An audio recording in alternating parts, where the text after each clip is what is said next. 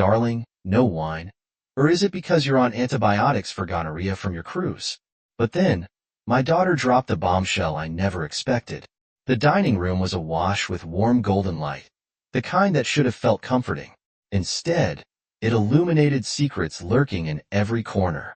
I sat at the head of the table, the patriarch of a family I thought I knew inside out. My wife, Clara, was seated to my right, her delicate hands folded in her lap, her smile strained. Across from her, our daughter, Isabel, fidgeted with her wine glass, her face unreadable. "Shall we toast?" I said, raising my glass with deliberate calm. The room buzzed with polite laughter, but my heart was pounding. The toast wasn't for celebration. It was the first move in a game of exposure. I had uncovered Clara's betrayal, and tonight, I would confront her. From the outside, my life was enviable. Clara and I were the kind of couple that made others envious at dinner parties. She was sophisticated, with an effortless charm that lit up any room she entered. I had built a thriving career as a senior partner at an investment firm, earning enough to provide us with a beautiful townhouse in Kensington and private schooling for our daughter, Isabel. To everyone else, we were living a dream life. But dreams, I've learned, can be deceptive. It started with small things, shifts so subtle they were easy to dismiss. Clara began spending more time away from home, citing art exhibits and late meetings with gallery clients. She had always been passionate about her work, but now she seemed distracted, even when she was with us. Her laughter, once genuine and warm, had become a distant echo, a performance meant to hide something I couldn't yet see. Isabel noticed it too. "Mom's been weird lately," she said one evening as we set the dinner table together. She glanced toward the hallway, where Clara was on another whispered phone call. "Do you think she's okay?" she asked. "She's fine," I said quickly, not wanting to alarm her. But I wasn't so sure. Clara's calls always ended the moment I entered the room. Her phone, once carelessly left on counters, was now guarded like a state secret. When I asked her about it, she laughed, brushing me off with a light-hearted, "Work stuff, darling. You wouldn't be interested." Maybe I would have been if not for the growing knot of unease in my stomach. The turning point came when Clara announced she was going on a cruise, just a week after she set her tone casual. "My old university friends and I have been planning it for years, you understand, don't you?" I nodded, though my gut told me otherwise. Clara was many things, but spontaneous wasn't one of them. She thrived on planning, on structure. A last-minute getaway didn't fit her character. Still, I didn't protest. I told myself I was overthinking, that she deserved a break.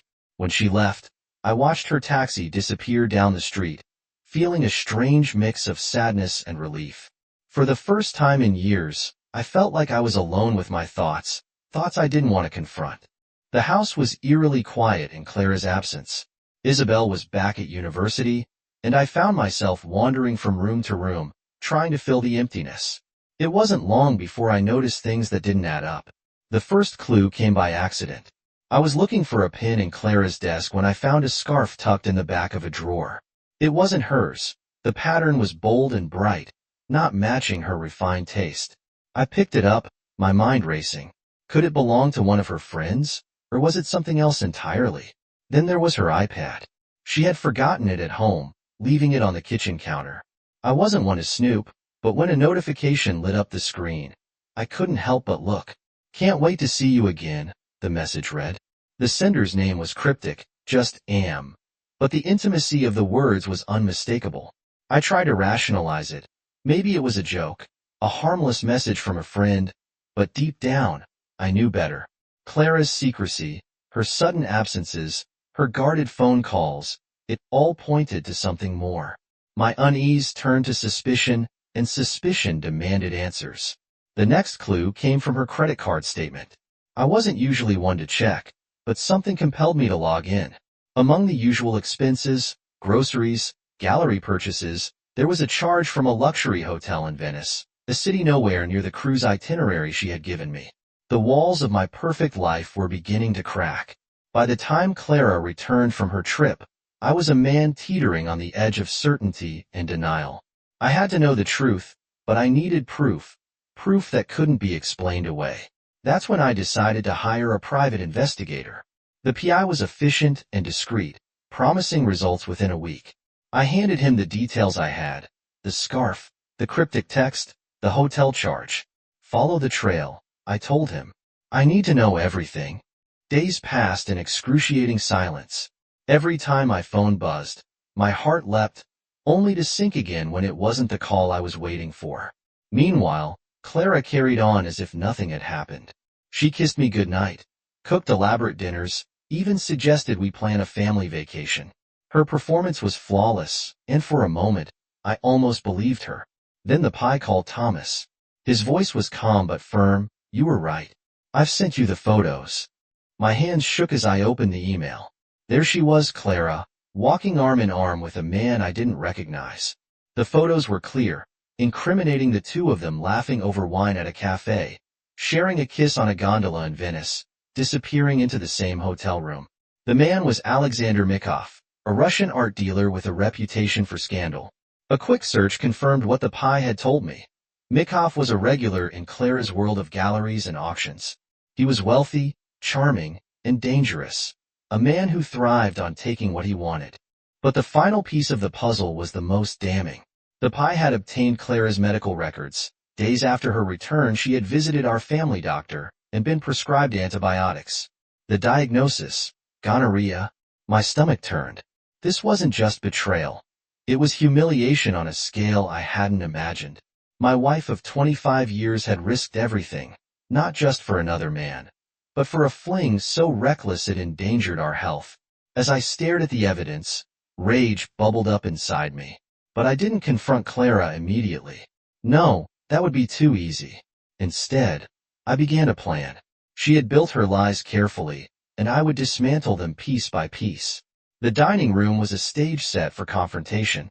A long oak table stretched between us, adorned with Clara's best china and fresh flowers, a facade of normality masking the storm brewing underneath. The occasion was meant to celebrate Isabel's return from university and Clara's parents visiting from France, but for me, it was the perfect backdrop to unveil the truth. Clara was in her element, chatting animatedly with her parents about an upcoming gallery opening. Isabel sat quietly, picking at her salad, her focus distant. I watched Clara closely, noting every calculated smile, every practiced laugh. She was a master of appearances, but tonight I intended to destroy her performance. As the main course was served, I raised my glass. The crystal caught the light in a way that felt almost symbolic. "A toast," I began, my voice calm but firm. Everyone turned to me, their faces expectant. "To family and to honesty," Clara echoed, lifting her glass with a practiced smile.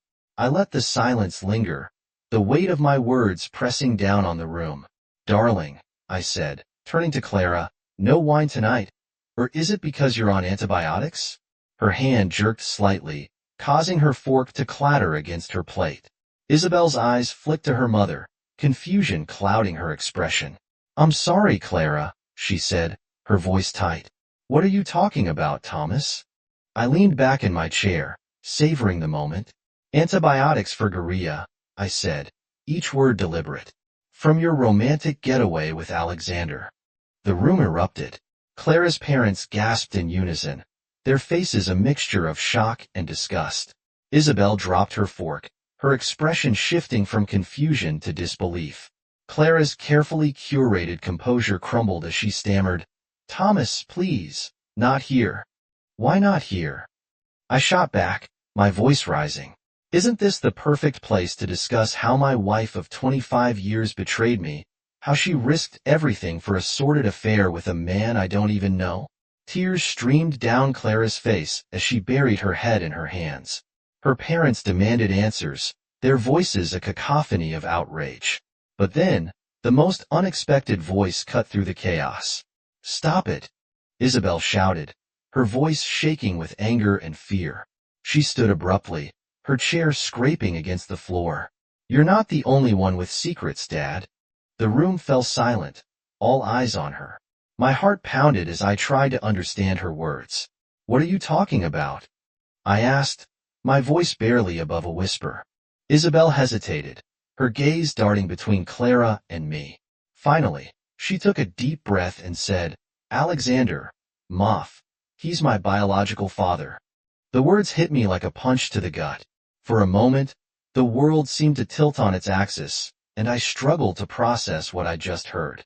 What I managed, my voice cracking. I found out last year, Isabel continued, tears streaming down her face. I did a DNA test for a school project, and it didn't match yours. I confronted Mom, and she admitted it. Isabel, please, Clara pleaded, her voice roaring with desperation. This isn't the time. No. Isabel shouted, her voice breaking. I kept your secret because I didn't want to hurt Dad, but now, after everything you've done, he deserves to know. I stared at Clara, my hands gripping the edge of the table so tightly my knuckles turned white. Is it true? I asked, my voice trembling with a mix of fury and heartbreak. Clara didn't answer, but her silence spoke volumes. The days that followed were a blur of rage, sadness, and determination. Clara's betrayal had cut me to the core, but Isabel's revelation had shattered what little was left of my world. My marriage, my family, my identity, it had all been built on lies. But instead of succumbing to despair, I channeled my pain into action. With the evidence I had gathered, I filed for divorce, ensuring that Clara's infidelity and the paternity revelation were at the center of the proceedings. I consulted the best divorce attorney in London, determined to strip Clara of the life she had built on deceit. Clara's attempts to negotiate were pathetic. She called, she begged, she even showed up at my office in tears. I made a mistake, Thomas, she sobbed, but we can fix this for Isabel's sake. For Isabel's sake? I repeated, my voice cold. You mean the daughter you lied to me about for 20 years, the daughter whose life you've now torn apart? Her tears didn't move me. I had already moved our joint savings into a private account, cutting off her access to the funds she had so shamelessly squandered. I also ensured Alexander Moff received a package, photos of him and Clara, copies of her medical records, and a simple note. Stay out of our lives, or this goes public. It didn't take long for Mikoff to disappear from the gallery scene. His reputation was irreparably damaged, and Clara, with no financial support and no credibility, was left with nothing but the wreckage of her choices. Months later, I stood in the garden of my new home. The crisp autumn air carried the scent of fresh grass and distant rain. Isabel sat beside me on the patio, her hands wrapped around a steaming mug of tea. Despite everything, she had chosen to stay with me, her love and loyalty unwavering. You're still my dad, she had said the day I confronted her about Mikoff. That will never change. Her words had been a balm to my wounded heart. Though the past couldn't be undone, the future felt brighter with her by my side. Clara, on the other hand, had faded into obscurity. She had tried to contact me once, leaving a voicemail filled with apologies and pleas for forgiveness. I deleted it without listening to the end. Some bridges aren't meant to be rebuilt. As the sun dipped below the horizon, painting the sky in hues of gold and crimson, I felt a sense of peace I hadn't known in years. Betrayal had torn my life apart, but it had also set me free. I was no longer bound by illusions or lies. I was free to start anew. And as the first stars began to appear in the twilight sky, I whispered to myself, from the ashes of deceit, I rebuilt a life of truth. Betrayal may break you, but it can also set you free. With that, I raised my glass to the night to embrace the future that awaited me.